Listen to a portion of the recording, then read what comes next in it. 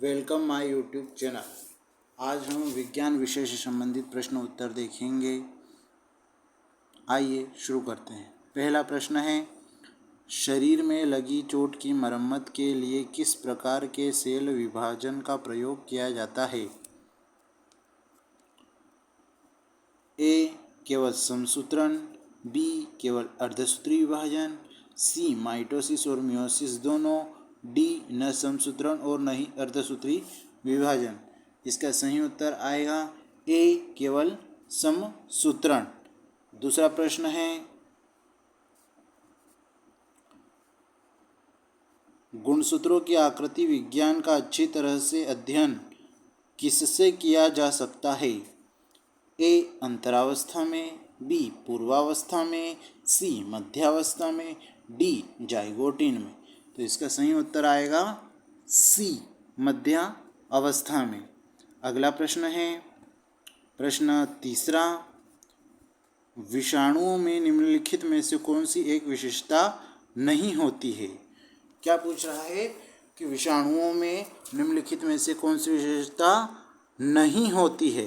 तो पहला ए है डीएनए या आरएनए की मौजूदगी, बी परपोषी कोशिका के भीतर प्रजनन, सी स्वभाव से पूरी तरह परजीवी, डी कोशिका भित्ति की मौजूदगी। तो इसका सही उत्तर आएगा कोशिका भित्ति की मौजूदगी। अगला प्रश्न है, प्रश्न चौथा, विषाणुओं में होता है ए केवल डीएनए, बी केवल आरएनए, सी केवल डीएनए, डी या तो आरएनए या डीएनए। तो इसका सही उत्तर आएगा डी या तो डीएनए या आरएनए। अगला प्रश्न है, प्रश्न पांचवा, पौधों को संक्रमित करने वाले अधिकांश विषाणुओं में क्या होता है? ए एकल तंतुगुच्छ वाला डीएनए, बी एकल तंतुगुच्छ वाला आरएनए, सी दोहरे तंतुगुच्छ वाला डीएनए और आरएनए, डी केवल दोहरे तंतुगुच्छ वाला आरएनए। तो इसका उत्तर आएगा डी केवल दोहरे तंतुगुच्छ वाला आरएनए। डी वाला आंसर इसका आएगा। अगला प्रश्न है, प्रश्न छठा, विषाणुओं के संबंध में निम्नलिखित में से कौन सा कथन सही नहीं है? ए प्रजनन करने के लिए विषाणुओं को जीवित कोशिकाओं की जरूरत होती है, बी परपोषी के बाहर विषाणु रासायनिक पदार्थों के समान होते हैं, सी प्रकाश संश्लेषण के माध्यम से विषाणु अपने आहार का संश्लेषण कर सकते हैं, डी सभी विषाणु परजीवी होते हैं। तो इसका सही उत्तर आएगा सी प्रकाश संश्लेषण के माध्यम से विषाणु अपने आहार का संश्लेषण करते हैं। सी वाला आंसर आएगा। प्रश्न सातवें की ओर आगे हम बढ़ते हैं। प्रश्न सातवां है, निम्नलिखित में से सर्वप्रथम किस वायरस की खोज हुई थी? क्या प्रश्न पूछ रहा है, किस वायरस की खोज हुई थी? तो ए पोलियो, बी HTAV, सी TMV, डी HIV। तो इसका उत्तर आएगा प्रश्न सातवें का सी TMV। TMV इसका आंसर आएगा। अगला प्रश्न है, प्रश्न आठवां, एड्स मानव प्रतिरक्षाहीनता विषाणु HIV के द्वारा होता है, जो है एड्स। फिर से प्रश्न दोहरा देता हूँ, एड्स मानव प्रतिरक्षाहीनता विषाणु HIV के द्वारा होता है, जो है ए रेट्रोवायरस, बी प्रतिरक्षा विषाणु, सी अर्थोवायरस, डी लेंटेवायरस। तो इसका सही आंसर आएगा प्रश्न आठवें का ए रेट्रोवायरस। अगला प्रश्न है, प्रश्न नौवां, जंतुओं में होने वाली फुट एंड माउथ रोग किसके कारण उत्पन्न होता है? ए जीवाणु, बी कवक, सी प्रोटोजोआ, डी विषाणु।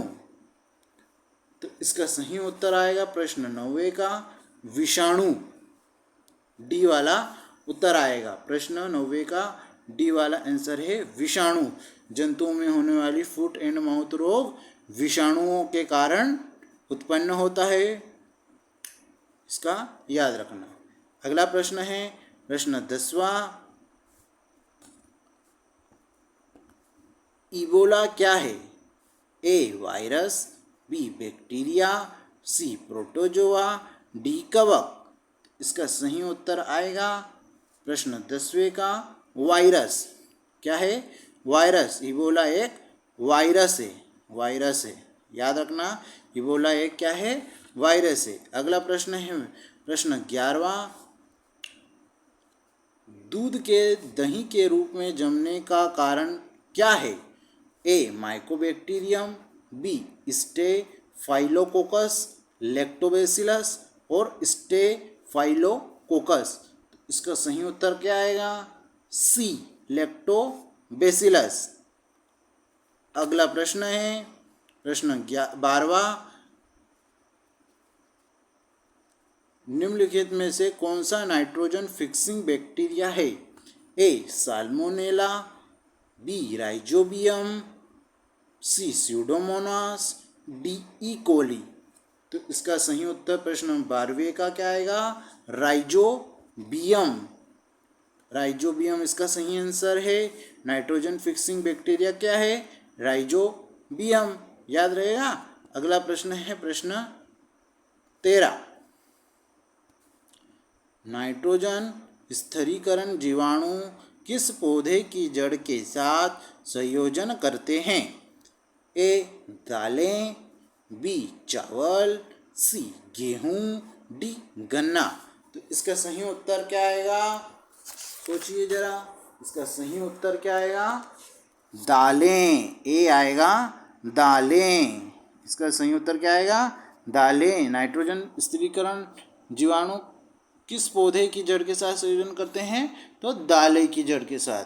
दाल से यानी पल्सेस, याद रहेगा, पल्सेस। अगला प्रश्न है प्रश्न 14वां, फलीदार पादपों की जड़ों में उपस्थित गांठों में पाए जाने वाला नत्रजन स्थिरीकरण जीवाणु है? ए मृतोपजीवी, बी प्रोटोपगटनी, सी सहजीवी, डी पराश्रयी। तो इसका सही उत्तर क्या आएगा? सी सहजीवी। अगला प्रश्न है प्रश्न 15वां, आनुवंशिक हेरफेर द्वारा प्राकृतिक पृथक्कृतों से विकसित जीवाणु का कौन सा जीवाणु विभेद समुद्र में बिखरे तेल का निवारण करने के लिए उपयोग में लाया जा सकता है? फिर से प्रश्न को मैं दोहरा देता हूँ। आनुवंशिक हेरफेर द्वारा प्राकृतिक पृथक्कृतों से विकसित जीवाणु का कौन सा जीवाणु विभेद समुद्र में बिखरे तेल का निवारण करने के लिए उपयोग में लाया जा सकता है? ए एग्रोबैक्टीरियम, बी क्लोस्ट्रिडियम, सी नाइट्रोसोमोनास, डी स्यूडोमोनास। तो इसका सही उत्तर क्या आएगा? 15वें का सही उत्तर है डी स्यूडोमोनास। क्या है उत्तर? स्यूडोमोनास, याद रहेगा इसका सही उत्तर। अगला प्रश्न है प्रश्न 16वां, प्रशीतन रेफ्रिजरेशन खाद्य परिरक्षण में मदद करता है? ए जीवाणुओं को मारकर, जैव रासायनिक अभिक्रियाओं की दर को कम कर, एंजाइम क्रिया नष्ट कर, डी खाद्य पदार्थों को बर्फ की परत से ढक कर। तो इसका सही उत्तर क्या आएगा 16वें का? बी जैव रासायनिक अभिक्रिया की दर को कम कर। प्रशीतक खाद्य यानी कि रेफ्रिजरेशन खाद्य परिरक्षण में क्या करता है? जैव रासायनिक अभिक्रियाओं की दर को कम करता है। ठीक है, अगला प्रश्न है प्रश्न 17वां, अवायवीय स्थिति में जैविक पदार्थ के जीवाणु अपघटन को क्या कहते हैं? अवायवीय, फिर से पढ़ देता हूँ इस प्रश्न को। अवायवीय जैविक स्थिति में जैविक पदार्थ के जीवाणु अपघटन को क्या कहते हैं? ए आएगा किण्वनीकरण, बी उर्वरीकरण, सी संदूषण, डी कंपोस्टिंग। तो इसका सही उत्तर क्या आएगा 17वें का? किण्वनीकरण। अगला प्रश्न है प्रश्न 18वां। जीवों के निम्नलिखित प्रकारों में से छत्रक किससे संबंधित है? ए शैवाल, बी फर्न, सी कवक, डी लाइकेन। तो इसका सही उत्तर क्या आएगा प्रश्न 18वें का? सी, यानी कि कवक। क्या है? जीवों के निम्नलिखित प्रकारों में से छत्रक किससे संबंधित है? कवक से संबंधित है। अगला प्रश्न है प्रश्न 19वां। प्रश्न 19वां है, सामान्य खाद्य छत्रक मशरूम क्या होता है? यानी कि ये प्रश्न पूछ रहा है कि मशरूम क्या होता है? ए कवकीय बीजाणुओं का पुंज, बी कवक तंतु का प्रकार, सी कसकर ठस भरे कवक जाल, डी अलैंगिक बीजाणु पैदा करने के लिए प्रयुक्त संरचना। तो प्रश्न 19वें का सही उत्तर है सी, कसकर ठस भरे कवक जाल मशरूम है। अगला प्रश्न है प्रश्न 20वां।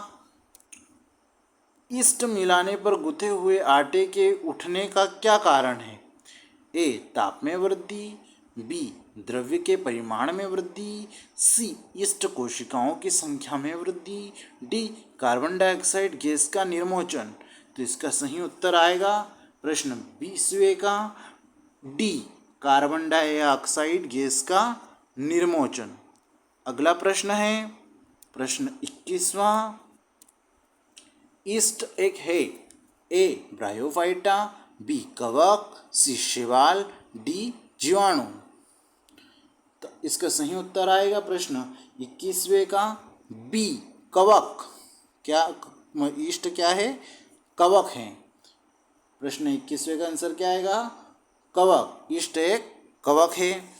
प्रश्न 22वें का पढ़ते हैं, ब्रेड बनाने में इस्तेमाल किया जाने वाला खमीर क्या है?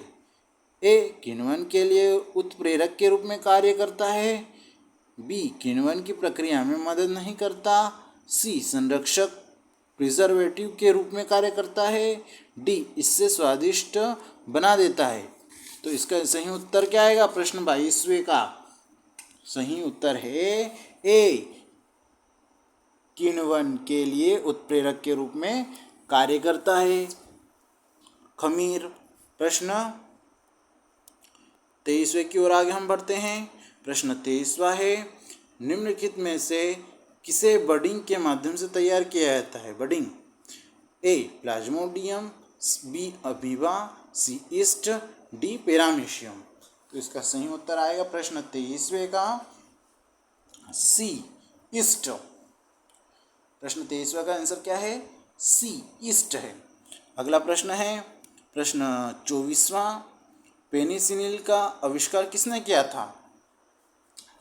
ए है Ian Fleming, B Alexander Fleming, C Stephen Hawking, D Robert coach.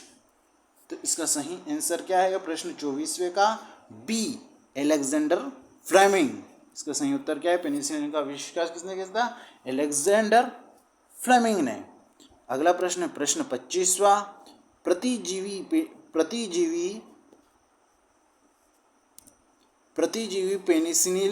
Penicillin किससे प्राप्त होता है? ए कृत्रिम प्रोसेस से, बी एक जीवाणु से, सी कवक से, डी विषाणु संक्रमित कोशिकाओं से। तो इसका सही उत्तर आएगा प्रश्न 25वें का सी, कवक से। आज हमने विज्ञान विषय से संबंधित प्रश्न 25 किए हैं। Thank you.